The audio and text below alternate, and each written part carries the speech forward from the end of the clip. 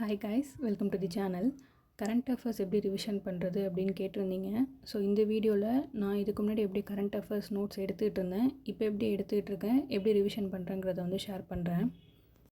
என்னோடய current affairs note வந்து இந்த மாதிரி தான் இருக்கும். லைக் நான் பிடிஎஃப்பில் பார்க்குறேன், இல்லை வீடியோ பார்த்து நோட்ஸ் எடுக்கிறேன் அப்படின்னா அதில் என்ன கொடுத்துருக்காங்களோ அதை அப்படியே நான் காப்பி பண்ணிகிட்ருப்பேன்.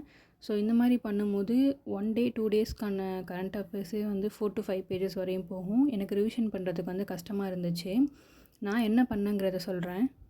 நான் கரண்ட் அஃபேர்ஸ் நோட் பண்ணுறதுக்கு வந்து இதுக்கு முன்னாடி வேறு சோர்ஸ் யூஸ் பண்ணிகிட்டு இருந்தேன். இப்போ அஃபேர்ஸ் க்ளவுடோட யூடியூப் சேனல் பார்த்து தான் நான் நோட்ஸ் எடுத்துகிட்டு இருக்கேன். ஸோ நான் வந்து கீ பாயிண்ட்ஸை மட்டும்தான் நோட் பண்ண ஆரம்பிச்சிருக்கேன். இப்போ கீ பாயிண்ட்ஸை நோட் பண்ணும்போது எனக்கு ஈஸியாக இருக்குது ரிவிஷன் கொடுக்கறதுக்கும். இப்போ ஒரு டாபிக் சொல்கிறாங்க அப்படின்னா அந்த டாப்பிக்கில் இருக்க கீ பாயிண்ட்ஸை மட்டும்தான் நான் நோட் பண்ணிகிட்ருக்கேன். அந்த மாதிரி நோட் பண்ணிட்டு எண்ட் ஆஃப் த டேயில் நான் வந்து ரிவிஷன் கொடுப்பேன், அன்னைக்கு என்ன படித்தோம் அப்படிங்கிறதுக்கு. ஸோ அப்போ நான் பார்த்த வீடியோவையும் என்னோடய நோட்ஸையும் நான் கம்பேர் பண்ணி ரிவிஷன் கொடுத்துப்பேன். ஸோ கீ பாயிண்ட்ஸை மட்டும் வச்சு என்னால் ரிவைஸ் பண்ண முடியுதா அப்படிங்கிறதையும் நான் வந்து செக் பண்ணுவேன். அப்போ தான் நமக்கு வந்துட்டு கீ பாயிண்ட்ஸ் வச்சே ஞாபகம் வச்சுக்க முடிஞ்சிச்சுன்னா இன்னும் கொஞ்சம் ரிவிஷனுக்கு ஈஸியாக இருக்கும். ஸோ இப்போ கரண்ட் அஃபேர்ஸ் எடுத்துக்கிட்டிங்க அப்படின்னா மெயின்ஸில் நமக்கு 20% வந்து கரண்ட் அஃபேர்ஸ் கவர் ஆகும். லாஸ்ட்டு 6 monthஸில் இருக்க கரண்ட் அஃபேர்ஸ் பற்றி கேட்பாங்க.